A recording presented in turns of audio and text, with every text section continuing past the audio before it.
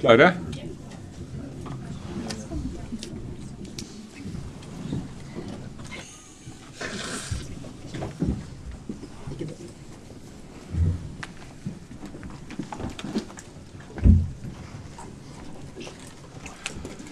Good morning, everybody. Welcome to NUPI, and welcome to this seminar with Jerome Drevon, and we're going to discuss his book, From Jihad to Politics, How Syrian Jihadis Embraced Politics. My name is Morten Bøås. I'm a research professor here at NUPI, and I have the pleasure of moderating this session, so I'm not going to say very much at all, apart from just getting us started. Just two sort of rules of engagement. This seminar is being streamed, so people are aware of that. And also, when we get to the Q&A, I'm going to ask people to ask short, pointed questions, because there is another seminar here that starts at 10:45, which means that I am under strict orders that we have to close this at 10:30, unfortunately. So we don't have any time to go on. So that's just how it is. We'll first listen to Jerome presenting from his book. Jerome Drevon is a senior analyst with the International Crisis Group and also a research associate with the Graduate Institute of International and Development Studies. He has been a towering figure on the studies of Syria and jihadi governance for several years. Conducted some amazing fieldwork in Syria and elsewhere, and been a prolific writer with a number of articles in first-class international journals, but also a number of reports, op-eds, blogs, posts, and so on. Really a prolific writer that has been a pleasure to follow. This is his second book, and there is, as I understand, a new book also on Syria and HTS that is coming out was it in July this year? Yes. So really a prolific writer, so I very much look forward to listening to Jerome's presentation. But I'd also look forward to listening to the comments. We have three extremely knowledgeable commentators on this. It's NUPI's own Tine Gade, senior researcher here at NUPI. Among other things, a beautiful book about Tripoli and Lebanon. We have Erling Sogge, who is also the director of the Center for Islam and Middle East Studies at the University of Oslo. And last but not least, Brynjar Lia, professor at the same attached to the same institute and at the University of Oslo.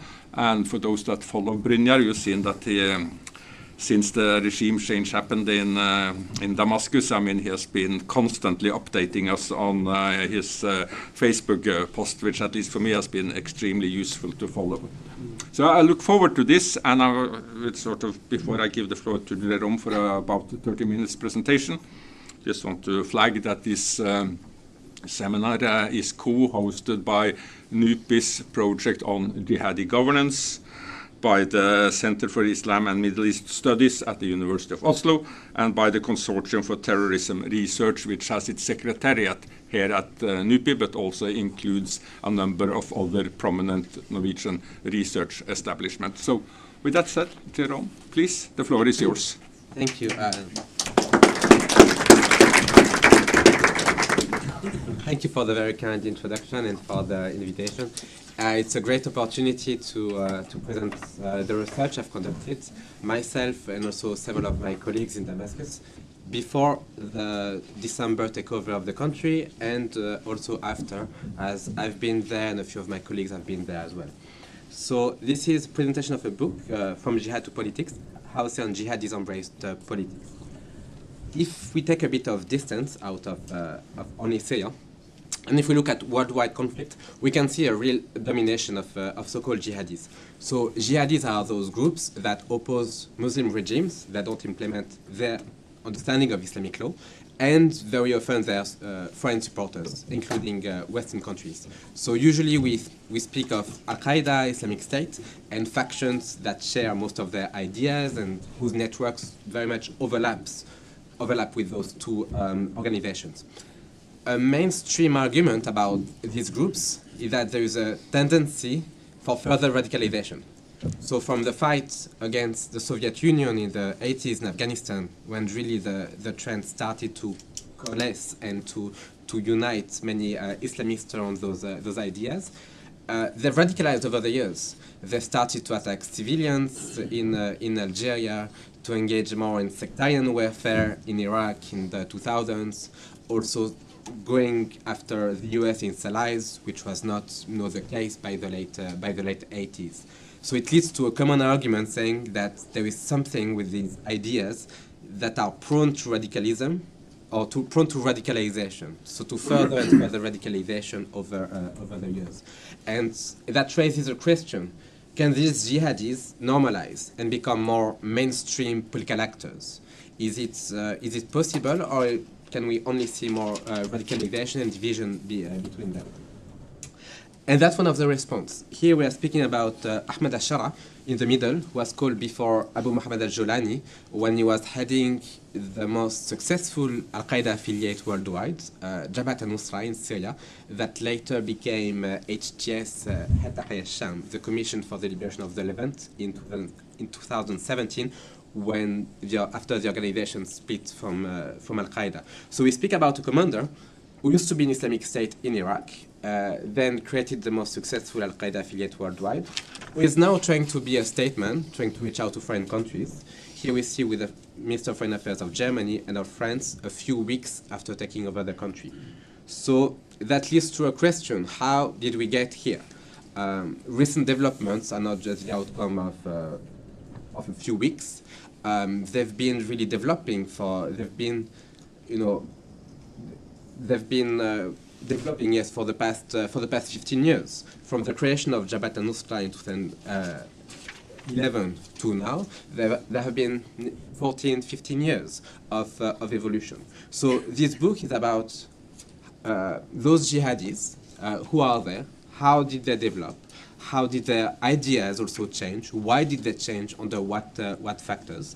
At the end, I will also come back to the country now. Where is Syria? Where is Syria heading? What can we say about the potential future of the country? So this is mostly based on one book, From Jihad to Politics, which you can access online. You can download a PDF or get a hard copy as well. And there is also another research that we've been writing with my colleague Patrick Henney called Transformed by the People, which we started in 2019. Both books are based on extensive field research, initially in Turkey with militants and armed groups leaders, religious scholars, and so on, but also since 2019 in Idlib itself, which was under control of HTS. So we've visited the province several times a year, interviewed Ahmed al-Shara, his military leader, religious mufti, a range of actors linked to the civilian government that they supported, but also opponents, dissidents, civil society, I mean all sorts of actors to get a broad understanding of what was going on. The first question is how did we get here? If you remember the beginning of the Syrian conflict, there was a massive proliferation of armed groups in the country. There were potentially hundreds of armed groups active throughout the country, up to 1,000 depending on how we count armed groups. If we count local street militias as independent groups, there could have been also thousands of actors. And so one of the first questions that the book addresses is, why did jihadis take over the conflict and not other factions, including those structured around the Free Syrian Army that received international support through money, political support, military training? Why didn't they take over as opposed to the jihadis?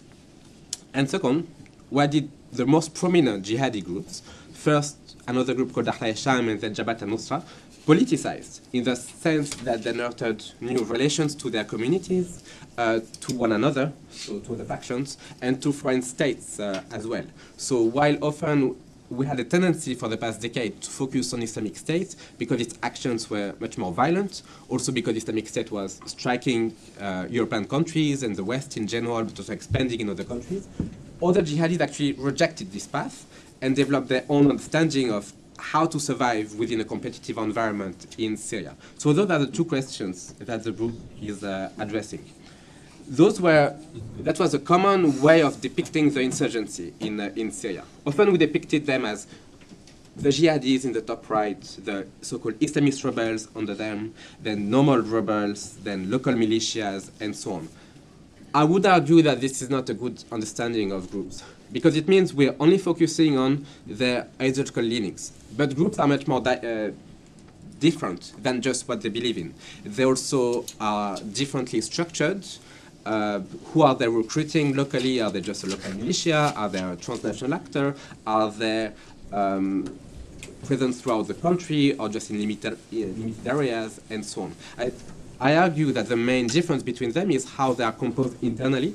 How do they institutionalize? So how do they create a bureaucracy, internal differentiations of functions, and how do they interact with their environment?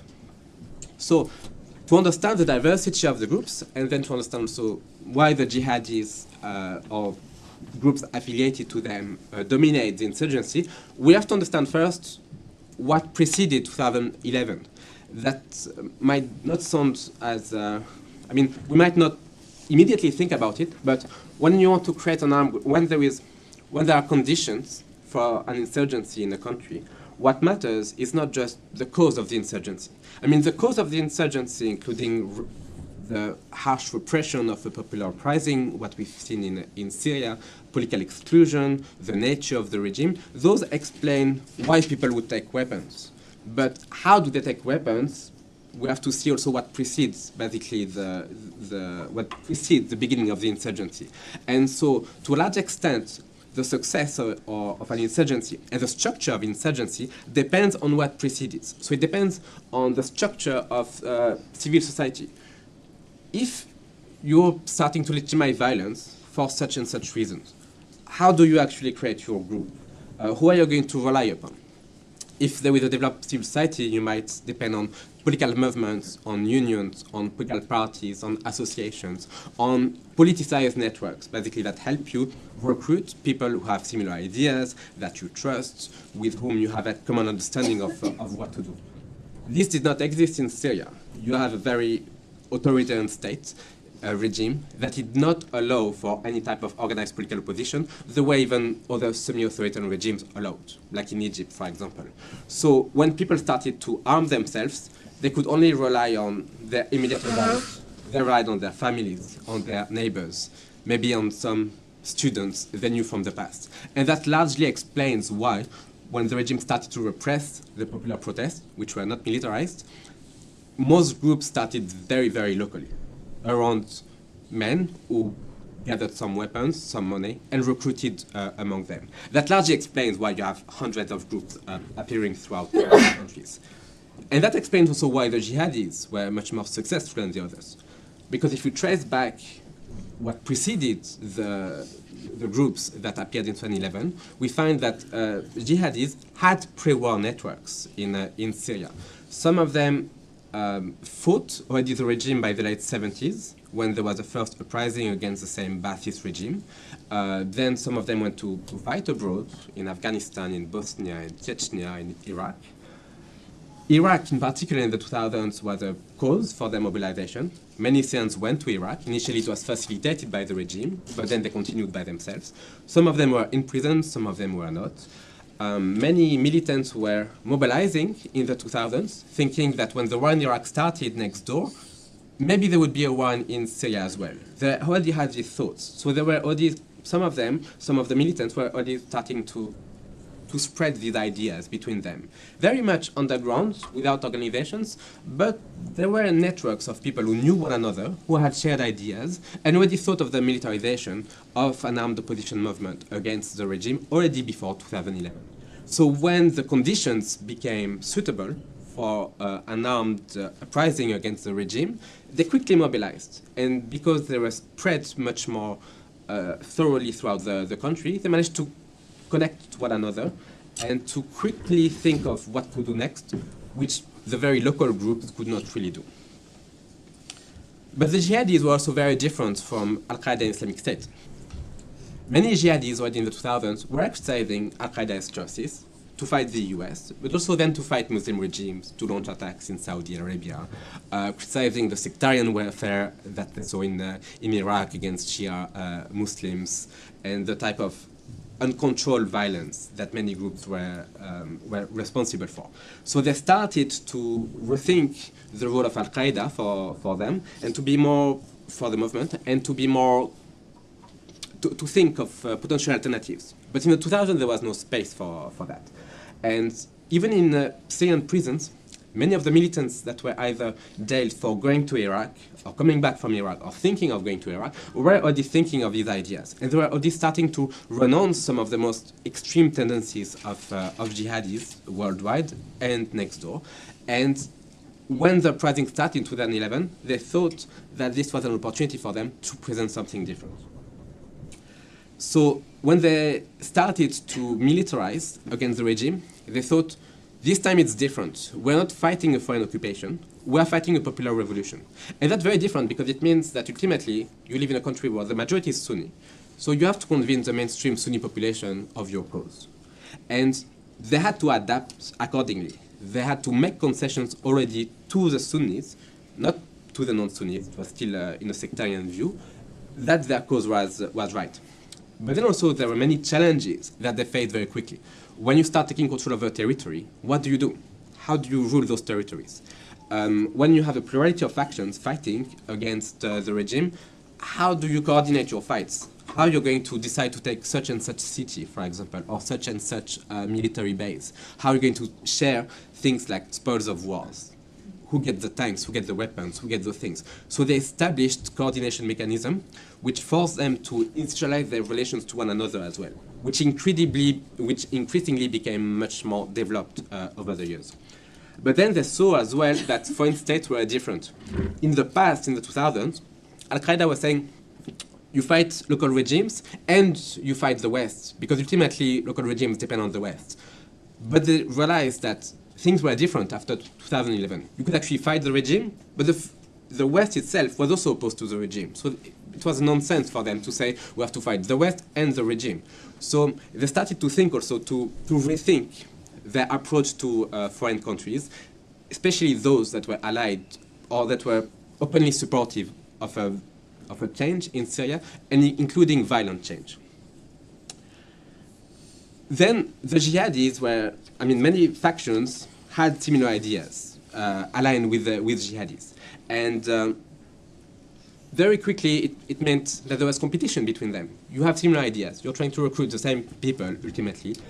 And so how do you differentiate yourself from one another? And here, really, you have two main choices. Those who politicized, Ahrar and Jabhat al-Nusra later on, decided that they had to make concessions to some extent. They had to agree to make alliances with non-jihadis. They had to become somehow more lenient with the population, to basically say, if we can't unite, at least we have to coordinate better. And then the choice of Islamic State was very different. For them, the base of their legitimacy was in the rejection of the other groups. So for them, it's not as much theology that explains why they're radicalized. It's not just simply a strategy of survival in a multi-party war. When you had different jihadi groups fighting over the recruitment of the same population, the only way for Islamic State to differentiate itself was to say, we are caliphate, we are the only authority, and everybody else is outside of that. And everybody else then is either non-Muslims or Muslim sinners, and you can't join them. So the fight for legitimacy was based on this competition between jihadi groups with similar ideas. So the main group actually was not Jabhat al-Nusra or HTS, was initially Ahrar. It emerged as a coalition of different groups that emerged locally. So local militants would gather weapons, money, and so on, and create their own local brigade.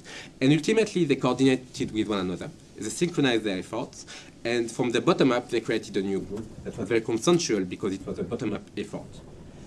So it created a more consensual decision-making and explained to a large extent why they were the first ones to try to reach out to foreign countries, to be more accommodating towards mainstream armed groups that did not agree with their ideas. And so they were more successful in that sense than the Free Syrian Army factions, the foreign brigades that were mostly based on one nationality, such as Morocco, Chechen, Uyghur, Uzbeks, and so on, that could not really reach out to the broader population. But they were also more successful at the time than Jabhat al-Nusra, which initially was very elitist. They did not believe in mass mobilization. Initially, they just wanted to recruit elite militants.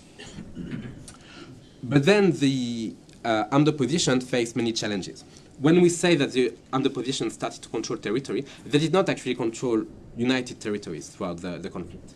They controlled most of the control was actually divided. So they controlled part of the south, next to the border with Jordan, then pockets around Damascus, around Homs, then a large part in the northwest, and then most of the east was taken by Islamic State.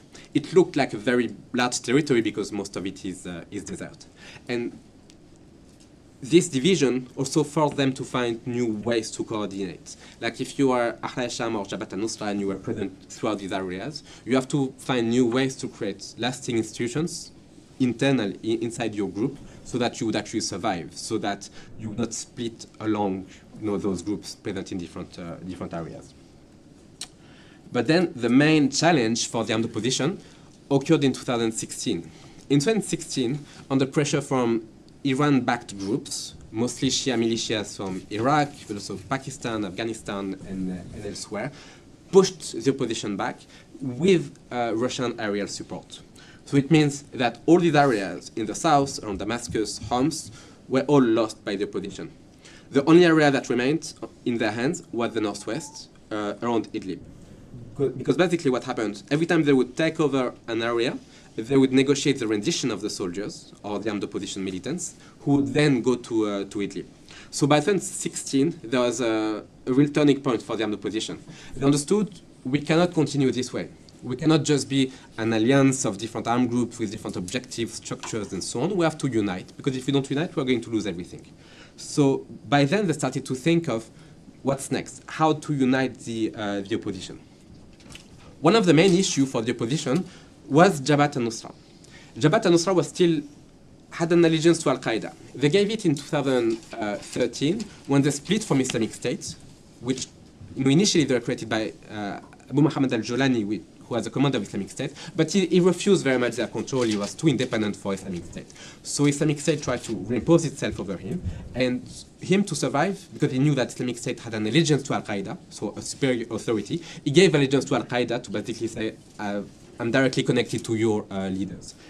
But then this allegiance to Al-Qaeda became a burden on everybody else, because other armed opposition groups said, you're listed as a terrorist organization internationally, so we can't unite with you, because if we unite with you, then we'll be listed as well, while we've managed to avoid this outcome.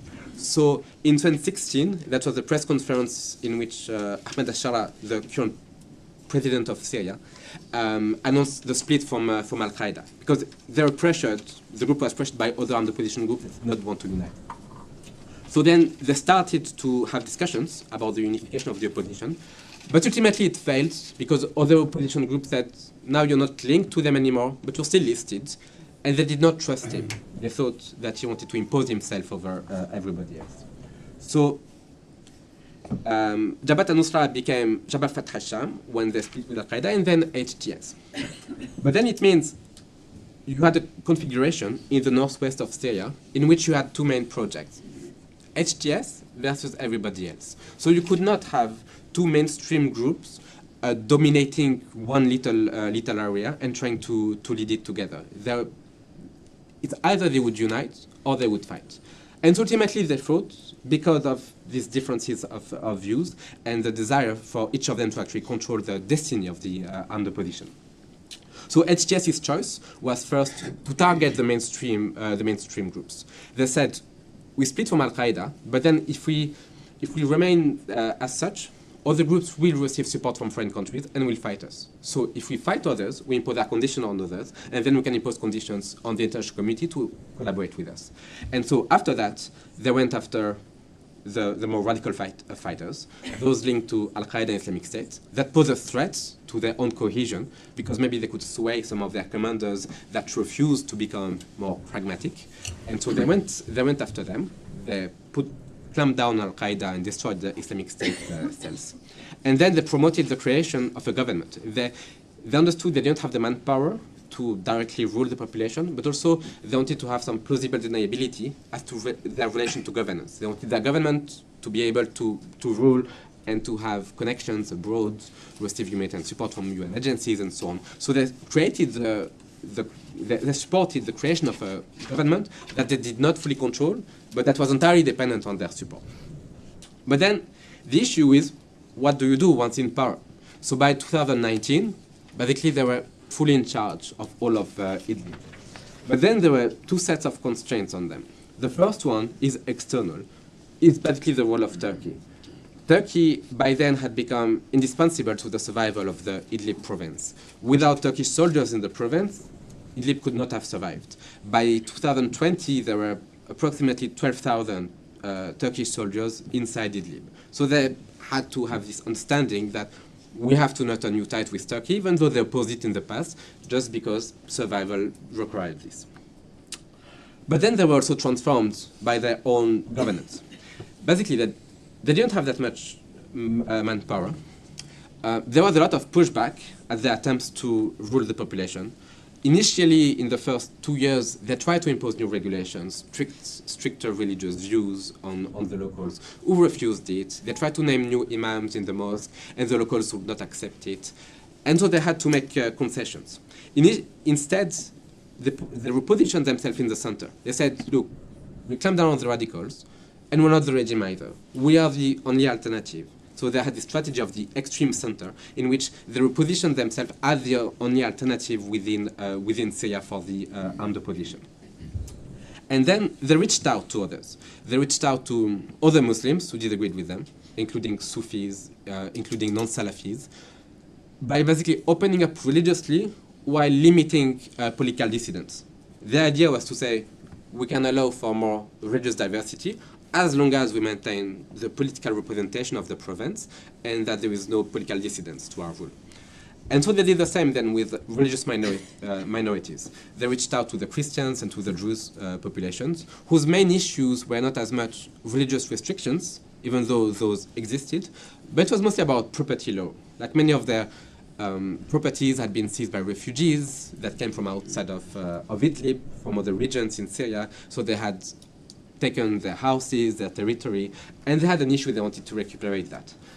But the occupation of territory was not just an issue of Christians, Muslims. I mean, most places that were vacated by their inhabitants, either Sunnis or non-Muslims, were occupied by refugees from elsewhere just because it was a necessity. Idlib was not as populated as it had become during the war. So the religious minorities wanted to recuperate those lands, and HTS helped them because Christians and Druze were not really a competitor to them. I mean, those are small minorities, so it was easy in a way to reach out. But some religious restrictions still remained. They were now allowed to celebrate Easter, Christmas, and so on, but not fully to ring the bells, for example, or to put their cross again on their churches. But again, those were not the priority for them. For them, it was really about their lands.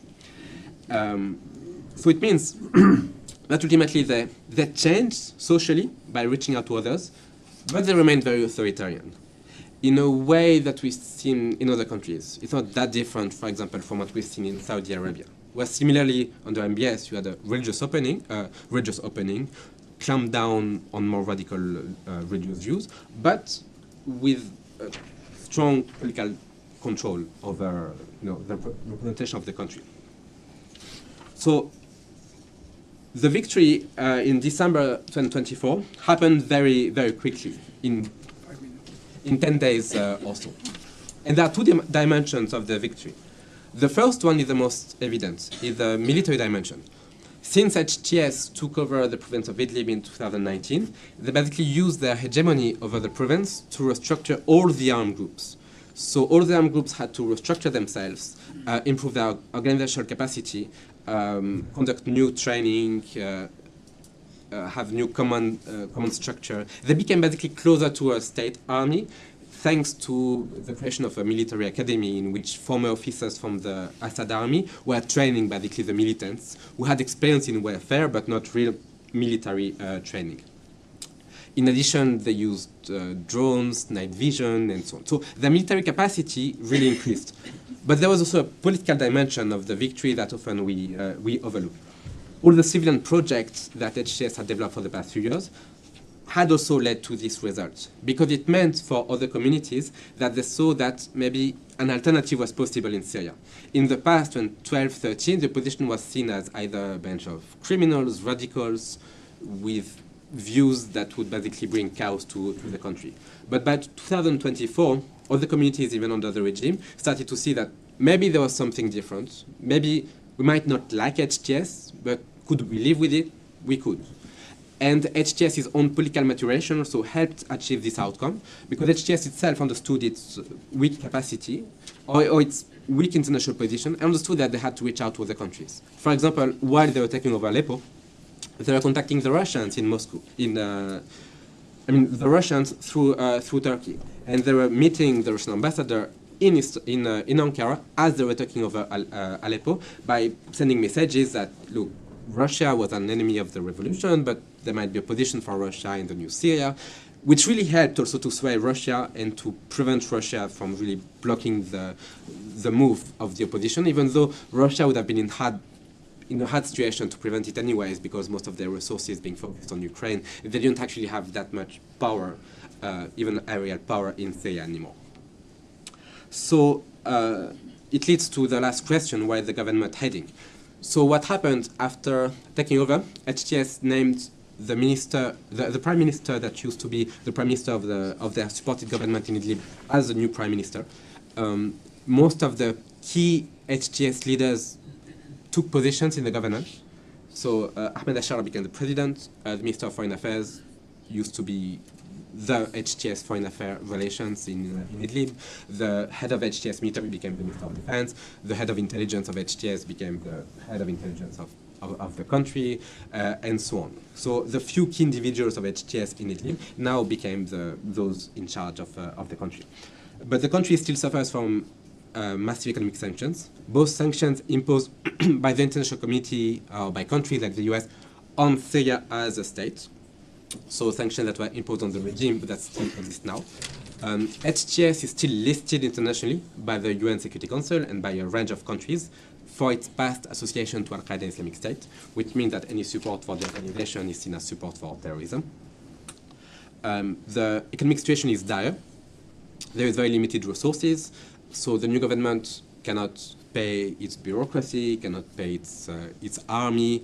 They don't even print their own money. Their own money is printed in Moscow, and Moscow does not give everything that they need. So it means there is a massive inflation that's also artificial, just because you don't have enough money cash within the economy itself. As you've seen recently, there was also a potential for an insurgency, and that's because the regime army and militias did not really fight fully. I mean, there were some fights here and there, but they did not fully fight. Most of them just disappeared. Some of the low-ranking soldiers made agreements with the government and settled their situation, but most of the commanders, officers did not. They kept their weapons, they took refuge in the mountains, and now they are trying to also create a new insurgency, which is also fueled by the fact that the new government has marginalized Alawis. I mean, at the same time, on the one hand, they send signals to the Alawis that there would not be acts of revenge against them, that they can be part of the future, but they've also been economically marginalized. They lost also their positions within the state, so they also have very limited resources. So it's not exactly what happened in Iraq, but there is a similar to the post-US invasion of Iraq in 2003. So now the question on the table is still how to unite Syria.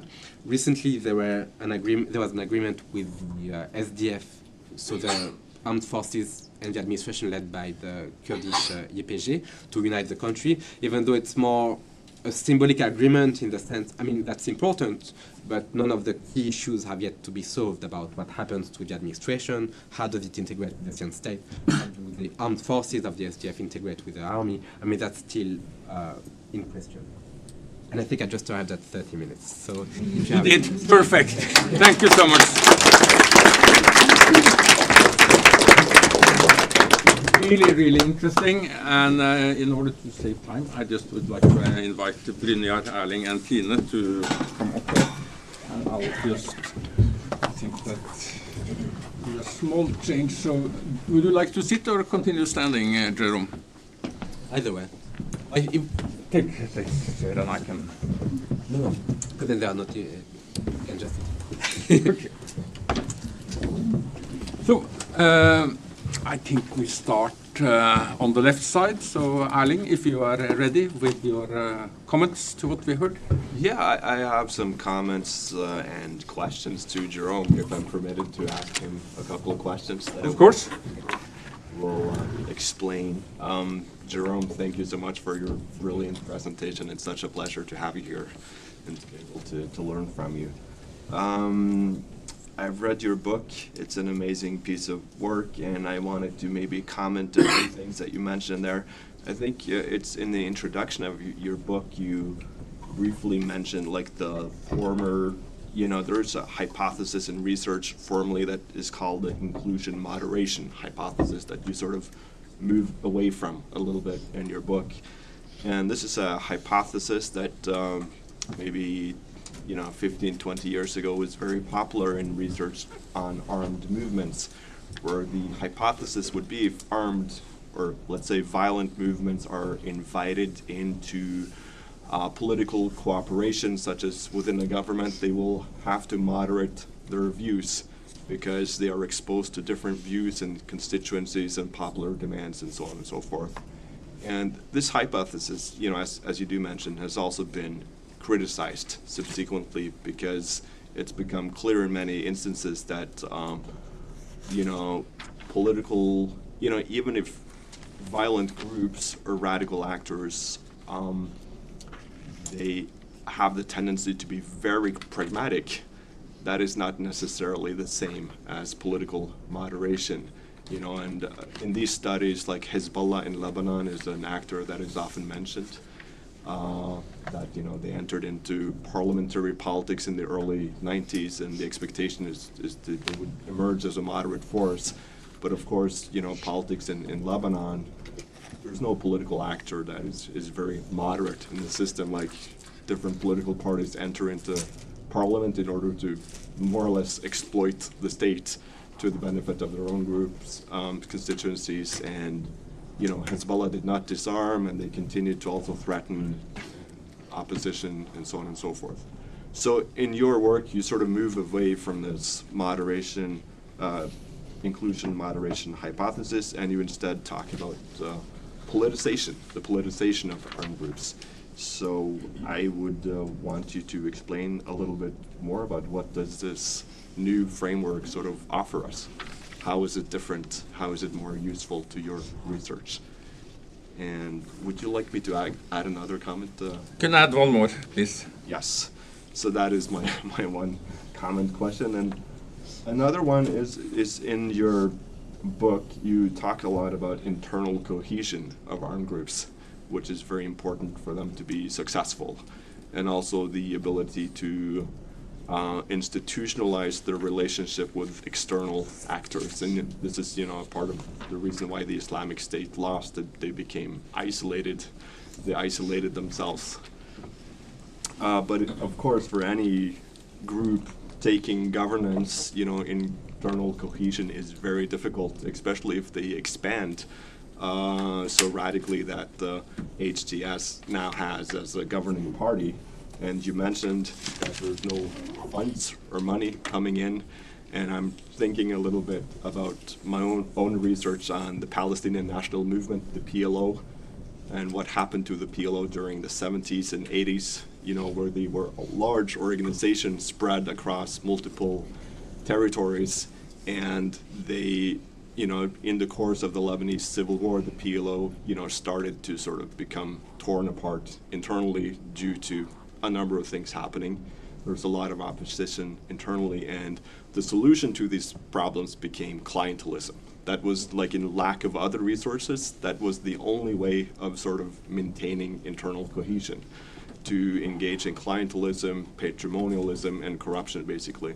And this practice also became institutionalized later within the Palestinian National Authority, which sort of seemed to emerge in the same way. So another question that I would have for you, with lack of funds coming into Syria, and if this, situation remains, how do you see these groups maintaining control? What are their possibilities? Thank you, Erling. Then we move to Brynjar, please. Okay, thank you. I really enjoyed this. I've actually had the pleasure of hearing you at a conference that FFI organized like 8 years ago, is it? Yeah, ages ago. Yeah, a long time ago. And so I knew this was going to be good. I also heard your podcast with Mark Lynch. Yes. So also something that I can highly recommend. Obviously, I mean, you raised a couple of sort of broader questions regarding why is it that we see so many jihadists in civil wars? Because I suppose if you go like 10 or 15 or 20 years back, you will see lots of civil war studies where jihadis weren't mentioned at all. So this has been a sea shift, where suddenly all these civil war scholars are interested in jihadism. And that was not definitely the case when I started studying terrorism and jihadism back in the early 2000s. So why is it that they become so proliferate? And secondly, one dynamic you see in Syria, but also in Iraq, in Mali, and I suppose also in other places where civil war breaks out and there are insurgencies, the jihadi insurgencies seem to be just a small group in the beginning, but then they expand and start to dominate insurgency. There's a kind of jihadization of the insurgencies. And that's something I've been thinking about for many, many years, and I just want your input on that. I mean, there are articles out there in the civil war literature about extremist advantages in civil war by Barbara Walters, for example. She's been criticized for that article also, but there is a whole, there is something about jihadis. What is it that they do better? What are their sort of competitive advantage? But because it's kind of counterintuitive.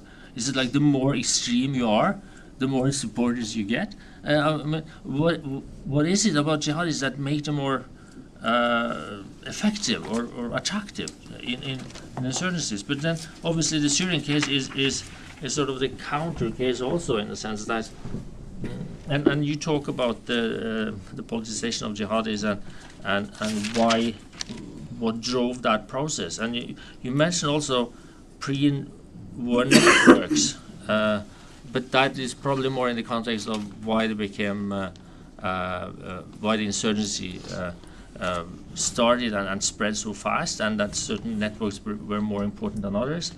But if you look at the literature on the Muslim Brotherhood in Syria, the Syrian Muslim Brotherhood case is sort of seen as one of the more liberal branches of the wider Muslim Brotherhood movement. And is it like that sort of liberal strand of Islamism has sort of also somewhat affected Ahrar al-Sham and Jabhat Nusra? Even if we term them jihadis, was there something about that? And also all the exile politics of the Syrian opposition, that they actually talked quite a lot in exile before the revolution, and because there's a parallel case between Egypt and Tunisia, where the Tunisian case with the Nahda, they had such good contacts with their secular counterparts, while in the Egyptian case, the Muslim Brotherhood in Egypt was more insulated, didn't talk about with the rest of the opposition, and didn't have support from their secular counterparts, which was paving the way for the Tamarud movement and the military coup in 2013. So is there something about this intensive, exile politics of the Syrian opposition and a moderate strain of the Syrian Brotherhood, Muslim Brotherhood, that might explain what we're seeing now? That Syrian jihadism wasn't, that the ISIS thing was more an imported thing, while the Ahrar al-Sham and Jabhat Nusra sort of represented sort of a Syrian strand of jihadism. Is there something to that? And then that brings me to sort of the dark side of jihadism in Syria, the foreign fighters, and I think something like 40% of ISIS were foreign fighters. I'm not sure whether you agree with that numbers, but that's what some of the estimates we've been hearing. And it was Iraqi dominated as well. It wasn't simply a Syrian thing. Daesh was, their headquarters was in Mosul, not in Raqqa. But what is it? What can you tell us about these groups today? Not Daesh, but those who stayed in Idlib. Because when the operation room was established, with headed by HTS, and then which was the sort of the operation room that conquered Damascus more or less, إدارة العمليات العسكرية, and that was a coalition of many groups, but Ansar al-Islam and another group was outside of that room, and some of the groups that was organized together with HTS were also some of these more militant groups. So, like the Turkestan Islamic Party, for example, and China isn't very happy about them being there, I have understood. So what are their role? How do you see their role as we go forward? Are they also a bit soft in terms of jihadism, or are they being happy about just being in Syria, or are they going to be sort of a starting point for starting attacks or operation towards their home countries? I'm going to end just with one more question. Aron Selin, you know him obviously, and others have been more concerned about HTS and the new Syrian regime becoming authoritarian, and the authoritarian practices in Idlib. I mean, how do you judge that? Is that sort of a precursor, an indication of what we're going to see? Because the constitutional declaration that came yesterday was surprisingly liberal. It was like if you read that constitution and you say this is a jihadi group, at the same time you claim it's a jihadi group. I mean, you need to see. I mean, you need to seek some serious mental help. I mean, you cannot possibly combine jihadism with that relatively liberal declaration. So, but is that? But still, there are some authoritarian details there as well. The president is going to appoint the Majlis, the National Assembly, and so do you see what do you think of their authoritarian practices in Idlib as we go forward with the new government? Thank you, Brynjar.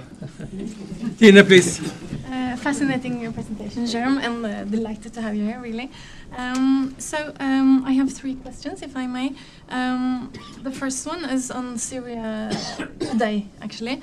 And we know that there is a growing scholarship on areas of limited statehood, stating that full state sovereignty is actually in the world globally. It's the exception rather than the rule, that you see a lot of cases of hybrid security governance. It can be very frequent, hybrid security governance being that the state doesn't have a monopoly on violence, there are also non-state armed groups, and actually the relationship between non-state armed groups and government forces can be involve cooperation, not only competition. And in addition, the state armies are often very neo-patrimonial, so they can be less accountable, or they are not necessarily more accountable than militias. The authors say, Risse, for example, says that hybrid security governance can be effective under certain conditions, though generally only temporarily. And this brings me to my question. How can HTS, or the current Syrian government, gain a monopoly on violence, and is it desirable? And what kind of other governance options do you foresee? What kind of security guarantees do you foresee for the Alawites? As far as I know, these haven't been implemented yet, so what can you foresee? And could you, if there is time, provide more details on Alawite command or insurgents, such as Miqdad Fatiha and Riyad al-Dalla. Could be interesting. And their extent of support in the Alawite community. And then I have one question about your fieldwork. And of course, when you arrive as a researcher in a difficult field situation, you need to negotiate access and give assurances to the people that you interview. And even, I don't know how the situation was for you, but they might transport you from place to place and even through checkpoints. So I just wondered, like, what were their concerns when you met them? When you met especially with Ahmed al-Shara and his assistants, what did he ask you? And then my third question, do you think that this politicization that you describe could have happened at all without the contextual or the geopolitical changes ongoing in the around 2017? You know, Daesh went from being a governance actor that controlled more than a third of Iraq and large parts of Syria to being just a guerrilla group again, and lost because of all the exactions. They lost a lot of support in populations. And you're describing like these mechanisms, like the relation to local population, the cohesion, the need to how to convince fighters to become more pragmatic, and the need for support to foreign countries. But do you think that this politicization can happen in other cases without this geopolitical shift in decline of jihadism that we have seen? Thank you so much. Thank you, Tina. As time is short, I know that it's almost impossible for you, but try to sort of give your responses to this in hopefully 8 minutes. And then we have, because then we will have half an hour for questions and comments from the floor. Thank you. Yeah, I think that's possible. Those were very good questions. Thanks for that. So I'll start with the questions first. I think the issue with inclusion moderation thesis is, I mean, moderation is very contextual. You know, what is moderate in Egypt might not be moderate in Norway, might not be moderate in Syria, and so on. So to treat it as an absolute is problematic, because also it means that from outside we might judge some practices as very radical, because they might be for Europeans, but that might not be as much for the locals. And so instead I prefer to use the word politicization to understand a process of change in which you understand that your position is not just based on your emphasis on the military like Al-Qaeda or on some of the theology and your ideas based on the Islamic State, but you act as a political actor, and that makes it more challenging because it means you can go into different directions. You might not just go into moderation. Like a group like HTS might also try to impose more things on the population if they manage to, but often they couldn't, so they had to change accordingly, which is not different from what other political parties can do in very different contexts. You know, you might have your political preferences, but then how you deal with reality is more what matters. Regardless of your project, is how you fit that within the contextual, within the contextual environment that basically matters. So for me, it's more about it's more a balancing act than like a final transformation. Then the clientelism of the PLO and the lack of funding and the army. Actually, I will use this question to also answer one of Tina's question about the army, because they go into the same direction. You have different models to how to create the army.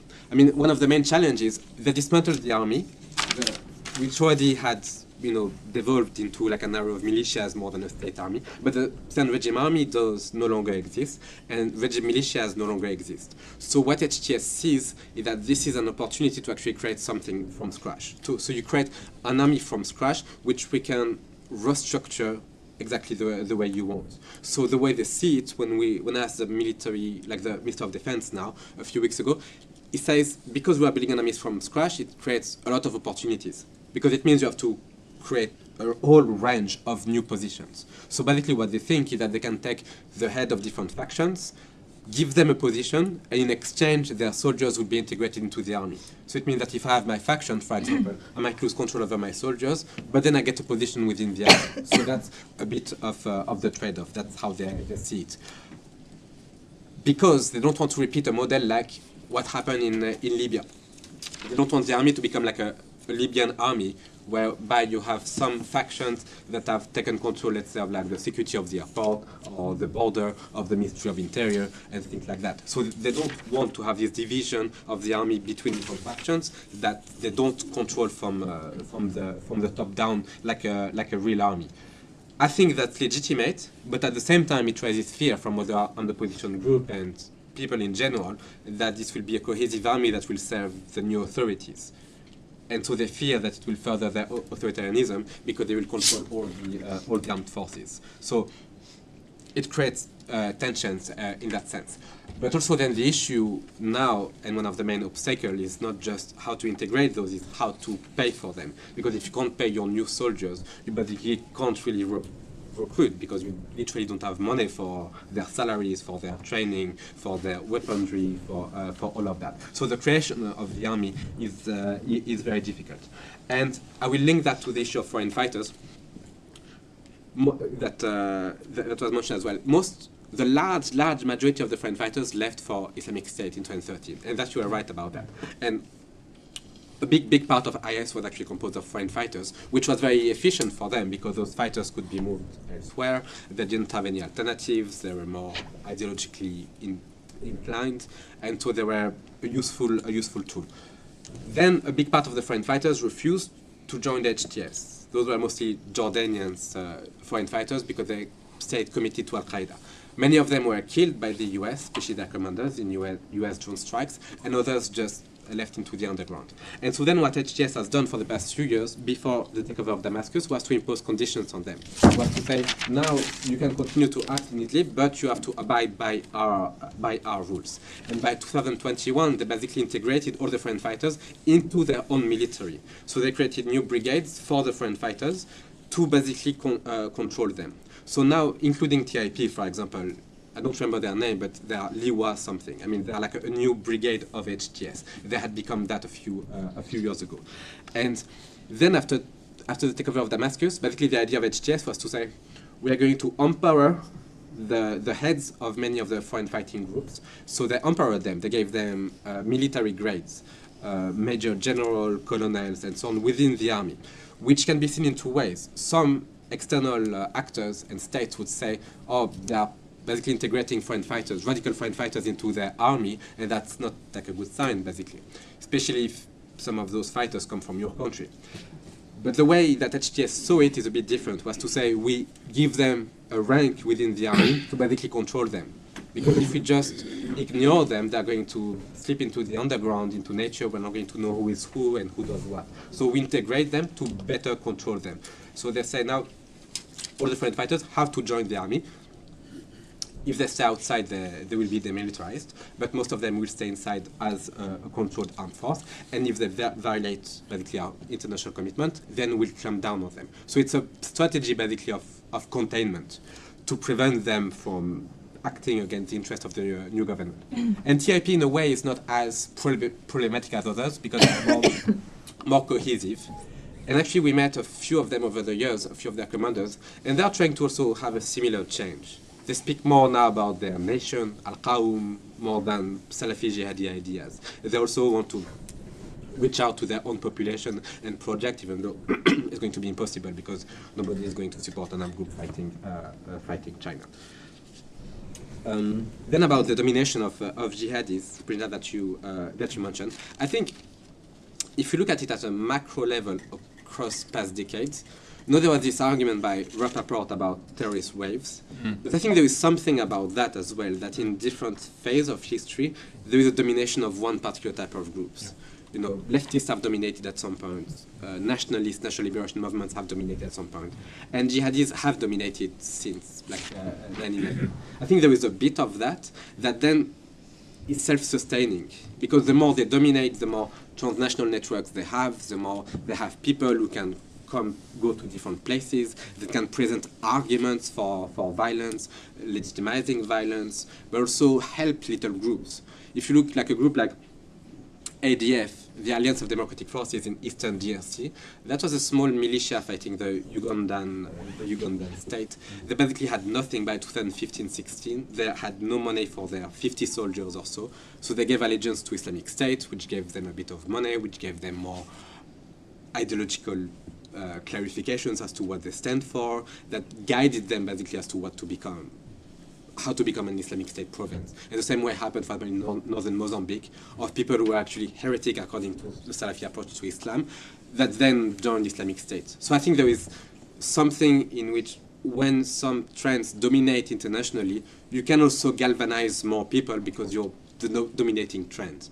Like, for example, even like if you were like a young guy in a Western society and you were prone to violence for whatever reason, against the state, against your community, against your family, looking for meaning, etc. In the 70s, you would have joined a far-left group, like Action Directe in France, Red Army Faction in Germany, and so on.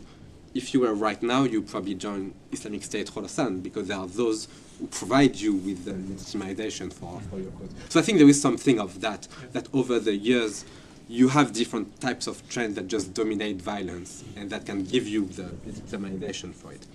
About the role of the Muslim Brotherhood, I think there is a lot of that as well. In the sense, for example, people from Ahl al-Sham, most of them from the northwest Syria, were not Muslim Brotherhood, but their families were. Many of the people from Jabhat al-Nusra as well, if you ask them, they would say, well, Salafi, well, this and that. But they would tell you, my father was in the Muslim Brotherhood, or I had an uncle from the Muslim Brotherhood. I mean, there was also this influence in their family lineage that also shaped their views. And a lot of that for the leaders was reinforced in those prison debates when they were all jailed together. Because you had like new militants socialized online who believed in Al-Qaeda and so on, but then they would meet with other guys who were part of the Brotherhood or people affiliated to that, to the group in the late 70s, early 80s, and that shaped also their ideas and how they thought about it. And some of the foreign fighters actually who came back from abroad, some of them also fought with Al-Tali'a al-Muqatila and other groups, and also brought these new arguments saying, we've never been with Al-Qaeda, we never believed in that. We believed in the vision of Abdullah Azam and so on. And that also helped to transform the sociology, or that the approach that those youth were adopting. Yes, the issue of authoritarianism, if you look at Idlib, it was very authoritarian initially, when the group HTS was trying to impose really much its view. Then over the years, radicalism kind of like receded to some extent, up to the waves of protest that happened a year ago. A year ago, there were protests in Idlib against HTS. And ultimately, HTS did not repress them, agreed to try to find a way to manage the protests, which were very diverse. Some were from civil society actors, some were from more populist movements wanting more Islamic law, for example, in governance. So there was a range of actors involved. And ultimately, it led to a proposal to have elections for the local parliament last August, which would have been a way to have elections, but in a context of a semi-authoritarian regime, whereby it would not have contested HTS rules, but just find a way to still be a bit more representative. And I think a lot of the constitution, of the new constitution, has to do with that as well. When you look at it, there are a lot of, it's much more open than we would have expected, as you mentioned. But what's interesting is that it still gives ultimate control to HTS. In the sense, 1/3 of the parliament is named by them. The National Security Council also has, I think it has power to go against the president, but the National Security Council are like the inner circle of Ashara, which would basically never happen. So it's a way also to be more stable, account for some of the demands from the population while still maintaining political control. Because also, might not be, what I'm going to say might not be fully understood, but if you think about it as well, ultimately you have, different groups took over the country, took over Damascus, but it was led by HTS, and by HTS's dominant role within the insurgency. And so, ultimately it's also, it's not fully reasonable to expect a group that has just taken over the country the way it has, to just give away power like this. So, to expect HTS to just say, you can have that we are just going to withdraw and give power to somebody else is not like a very expected outcome. I think the most expected outcome would be to understand that they're going to maintain control over what really matters, the presidency, foreign affairs, military, internal security, while pushing for them to be more inclusive in other fields. And then maybe over the years, the government can transform. But to think that the government can be inclusive of all forces and that HTS would accept its own marginalization immediately, I don't think that's a very reasonable expectation. I mean, that never happened in other civil wars in which one dominant party takes over. So we can expect, or the Syrian society can demand for more inclusivity, more than just saying that they will be fully included in governance in the full leadership level. Tiny, I think I responded to the question about hybrid security, about this issue of monopoly for violence. So basically, it's about not repeating the other experiments like in Libya and try to create a united army. But the issue again is about finance, but also now that the government is quite weak, some of the key debates that happened with the SDF recently about how to integrate the SDF, but that happens also with other forces, is basically this idea of how do we integrate the army? Do we integrate as individuals or as blocks? The government says everybody can join, but as individual. You join as individual and we put you in the adequate structure in the army. But others want to join as block. If you're the SDF, you say, I'm okay to join the army, but we join our military forces join the army as such, and we keep our command and control over our soldiers, which means that you haven't joined the army. And you might have joined on paper, but in practice, there is no real control from the government. So in practice, you haven't really joined the army. And so the recent declaration between Ashara and Mazloum Abdi, the head of the SDF, has not really solved that. They said there will be an inclusion, but without really expliciting what type of inclusion, because that's the essence, really. I'm going to finish just right now. Yeah. Because basically, if HTS says, or the government says, the SDF joins as a bloc, then people from the south will say, we want to join as a bloc. The Syrian National Army, spot by Turkey, will say, we want to join as a bloc. And then ultimately, you have different military blocks within the army, or different military structure that you don't fully control. And the last question about the role of the geopolitical change. Yeah, I think IS's actions, it's not just about losing the caliphate, but it's IS's action itself forced the other group to differentiate themselves from them. Because initially they believed in similar ideas, in Salafi jihadism, generally speaking, but then when IS took it to its logical conclusion, which is how they rule the population, then they understood that it doesn't actually work. It's far too radical, people don't like it, and we might not even like that type of violence. You might have your understanding that Islamic law should be applied this way, but when you see it applied this way, do you really like it this way? Maybe not, and many groups did not. But I think one of the main, and to finish here, to conclude, one of the main geopolitical change that really helped the victory was also what happened in Ukraine. I mean, Russia being involved in Ukraine meant that so much of its military forces were involved elsewhere and not in Syria. But also, paradoxically, what triggered the events was, paradoxically, the rapprochement between Hamas and the Syrian regime. Because Hamas initially had stood largely in favor of the revolution. Then, by the late 2010s, they agreed to reconcile, quote-unquote, with the regime. So there was a reconciliation through Hezbollah. The reconciliation ultimately triggered a succession of events. October 7, then the destruction of, quasi-destruction of the military force of Hamas in Gaza, then the weakening of Hezbollah in Lebanon, who had then to withdraw its main elite forces from the front lines in Aleppo, which then allowed the opposition to take over. So basically, it's like the rapprochement with the regime that triggered somehow its downfall ultimately. Thank you. Then we'll take some questions. Please remember that time is limited. I'll take a batch of, we take 4 questions, and then Jerome responds. We'll start in the back with Julia, and then you, and then Kai, and then we take another round. Julia, please. Okay, I'm a research professor here, and I was interested in your point on HTS pursuing diplomacy with external players to limit opposition. So we have a research project here at NUPI which investigates Russian policies in the MENA region. and a very striking trait is Russia's use of diplomacy in this region compared to its lack of use of diplomacy in its near abroad. So if you could give us some more details on that. How did HTS pursue diplomacy with these external actors? It would be extremely useful. Thank you. Thanks, Julia. And please, yes. Thank you so much for such rich insights. My name is Irena Sharuhin. I'm from Durham University, and I want to ask about if you have any insights into the future of the 27 detention facilities and 2 detention camps that are in the northeast Syria now, hosting people who were affiliated to ISIS. What will be the future of those populations?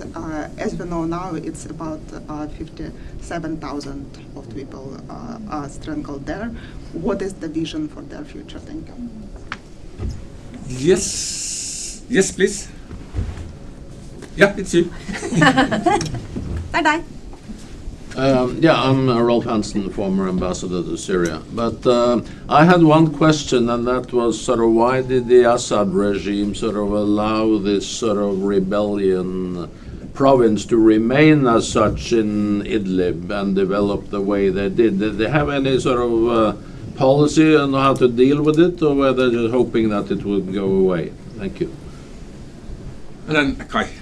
Yeah, my name is Kai Kverm. I've been working also in Syria for some years. I wonder, for the future of the Syrian state, I mean, what we're seeing now seems to be like building a strong, centralized state.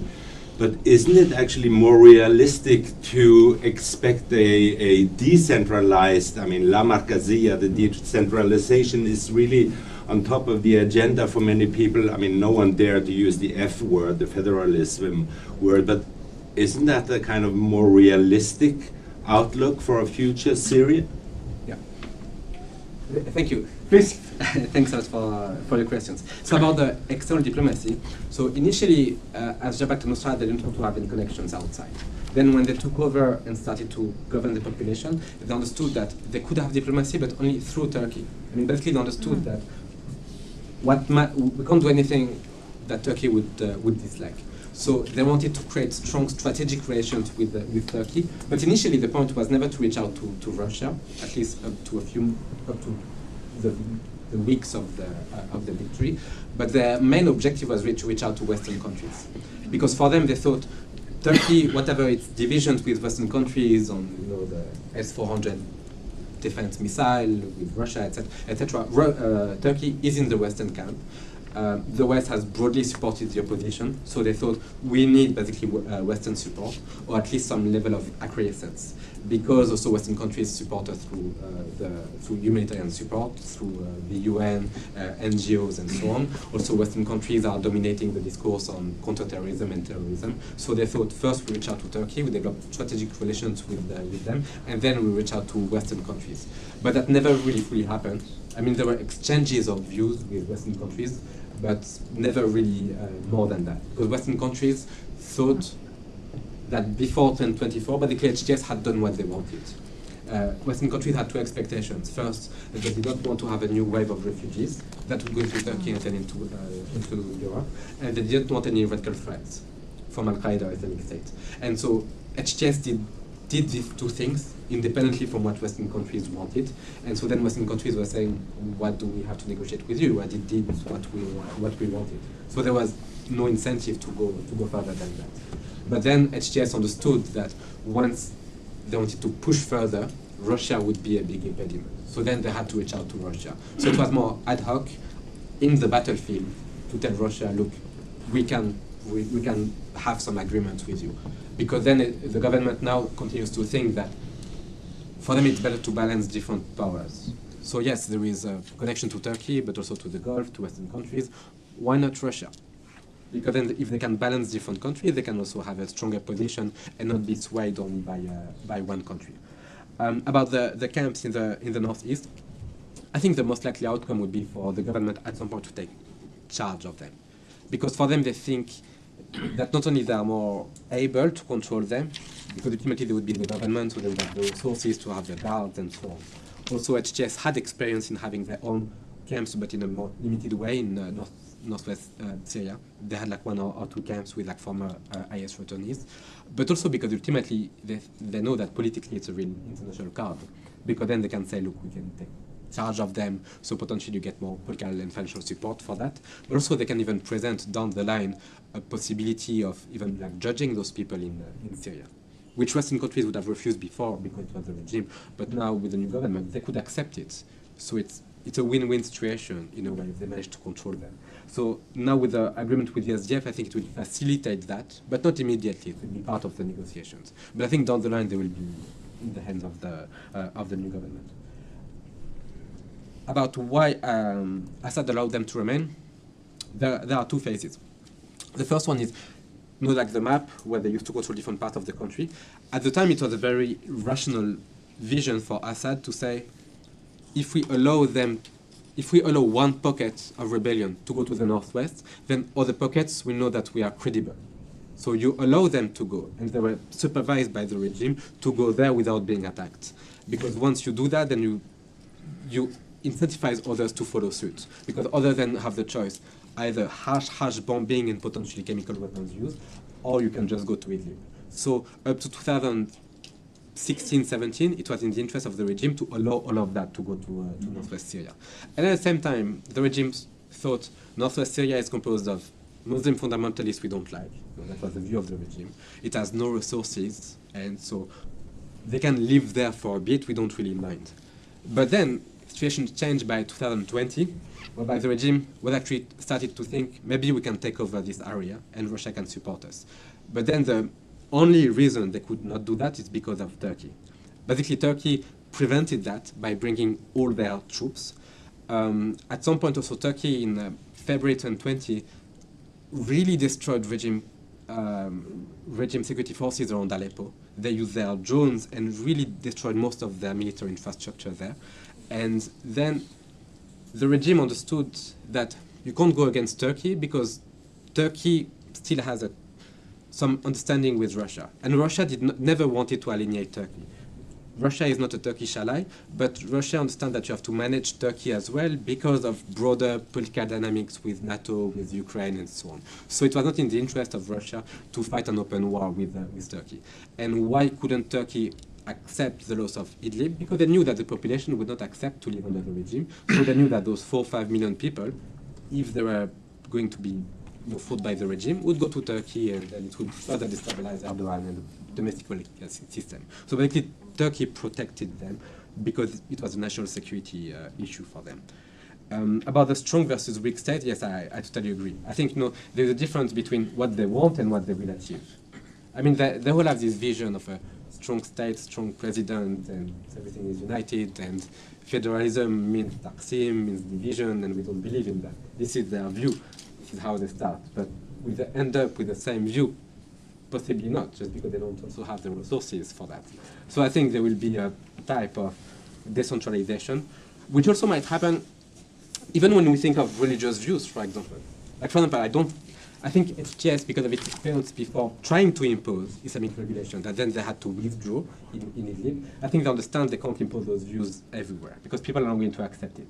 But can we see a situation whereby there are stronger religious regulations in some areas than others? I think it's possible. Say, for example, Idlib, the population, even before 2011, was much more conservative. And it has grown much more conservative over the years. So if they impose more stricter regulations there, including hijab for women, for example, I'm not saying it will happen, but I can foresee a situation whereby it happened there, but not elsewhere. So that can be part of a broader formula as well of how to rule the country. Because there might be things that you want, but then politics is not just what you want, it's what you can as well in practice. Great, thanks. We have time for one more round of questions. We had, was it one more here? 2 here, and yes. And there. Then we have, I'll take those 4, and then we see if there are time for more. Sorry, Jakob, please, and then. Very quick question. You have mentioned that we have this project about Russia's involvement in the region, and my question is about what is the future of relations between the new Syrian government and Russia, having in mind that one of the requests that the new government sent a message about to Russia is the issue of the role of Bashar al-Assad in a kind of in this context, and the wish to have him delivered back to Syria, which is a part of the discussion about the role of Russian military bases in Syria. Very quick comment, please. Yes, please. Hi, Jerome. Thank you so much for this great presentation, and also thank you for your field work. I think still in this field it's a little bit too rare that we have this kind of grounded insight, and it's exactly what we need to develop our understanding. So thank you for that. I have a question about the future of Syria, and we touched upon that in multiple dynamics now. But I was wondering also, like the West has been quite eager to impose different forms of power sharing agreements in different countries, like in the form of counter-socialism in Lebanon, also shifting power to dominant groups like in Iraq. And I was wondering now, it seems that the West is like retreating a little bit and giving more space to Syria to figure it out themselves. But what will it mean for the future, also with so many different dynamics and different foreign backers? Like, is the Kurdish people, are they going to be a bargaining chip? Also with Turkey not wanting them to gain too much power? What will happen to all the other minorities? Will they be okay if they get enough religious freedom, but they will be under a political authoritarian regime? Will they believe that they will have enough freedom to exist, especially in the region where we have seen a lot of religious persecution? So how is that going to evolve in the future? Great, thanks. Yes, please, Pina. Okay. Pinay Tank from the Peace Research Institute. Thank you for an excellent lecture. My question actually is, you mentioned Turkey's role in supporting HTS and of course the SNA as well. So I just wondered the integration of the SNA into an HTS military structure. Could you say a little bit more about that? And secondly, what kind of leverage does Turkey have today over the Shara government? Great, please. Hello, my name is Martin. My question is, what role do you see that the clerics of HTS will have in future Syria, both when it comes to, well, especially the political process and legitimacy? It seems like Assad is a very religious person. And a second question is, do you see that Islamist militants elsewhere in the world will copy the HTS model? Great. And then, Jerome, you have the last 7 minutes. That's Thank you. So there is no more questions. Thank you. So about the question in terms of the relations with Russia, the government understands they will never give back Assad, because for Russia it's a matter of credibility. I mean, for them to host Assad means that you send a signal to the countries as well, where if you have local allies, you send them a signal that we are going to stand by you even if you fall down. We'll still be back with you. If you start giving back Assad, it means that others might revise their own idea of an alliance with Russia. But the government's main issue is really about the military base, because there are contradictory demands. They're not necessarily opposed to the presence of the military base. They say it's a matter of discussions, but this is also a matter of discussion with the Europeans. And because Europeans also are saying, if you want to lift sanctions, if you want to have a new approach to you need to end the Russian presence in Syria. So somehow I think my expectation would be that a military base will continue to be there, but then there is military base and military base. You can still find a consensus between having and having not.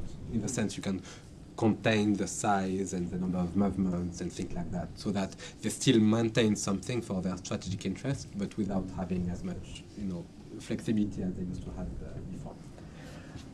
Yes, about the power sharing, it's not being a big demand from Western countries against lifting sanctions on the government, including lifting the terrorist listing, which is totally unrelated to that.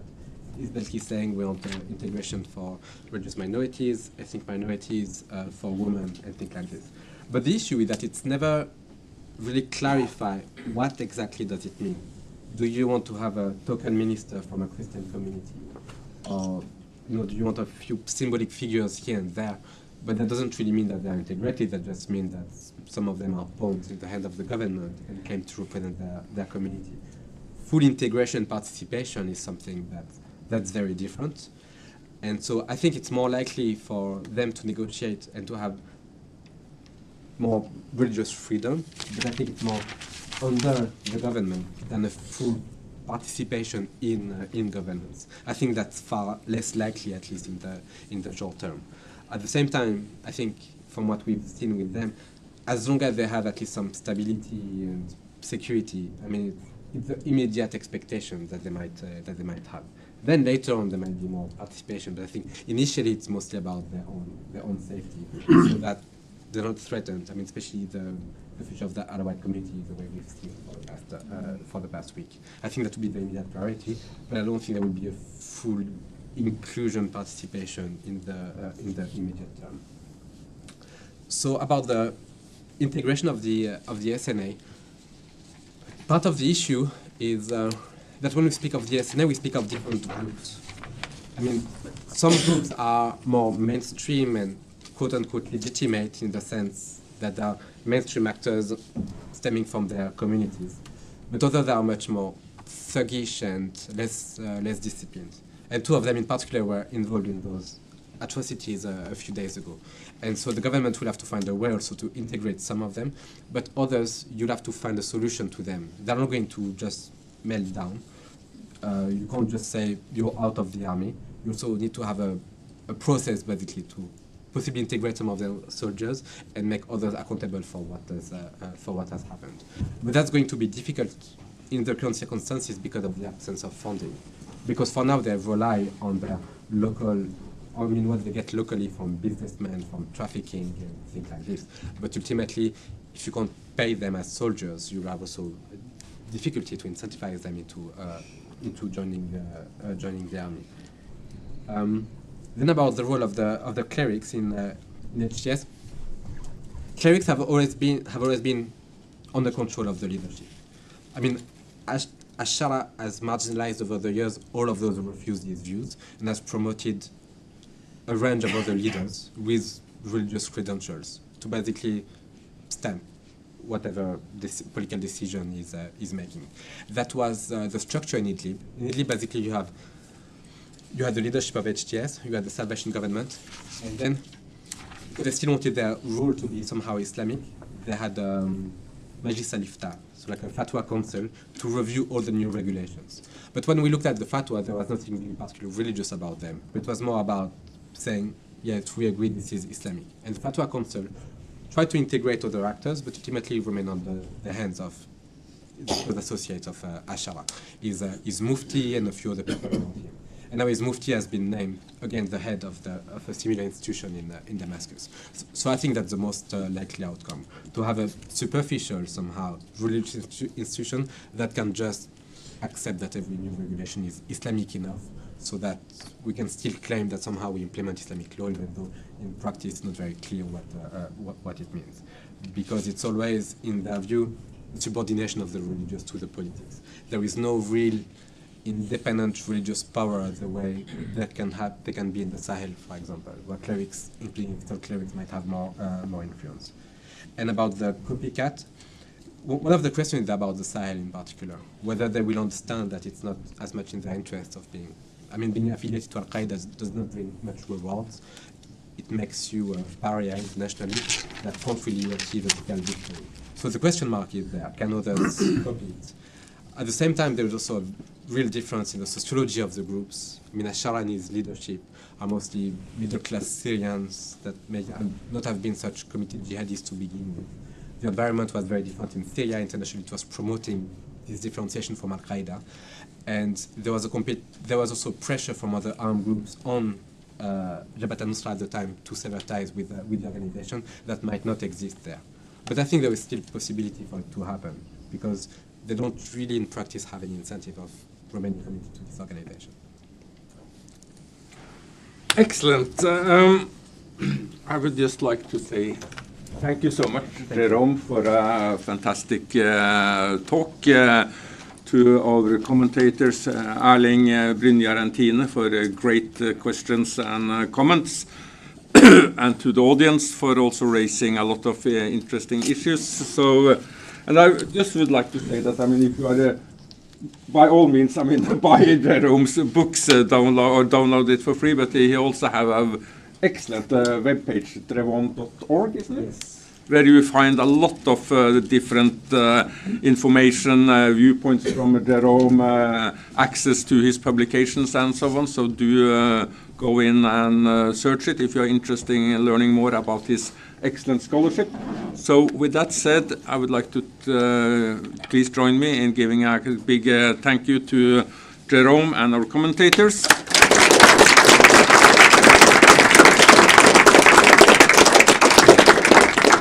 And of course, there was a lot of food for thought here, and I'm certain that there are some people who would like to sort of continue some of the debate. You are most welcome to do so, but it has to be out in the hallway because this room is needed again in 14 minutes. So please, thank you.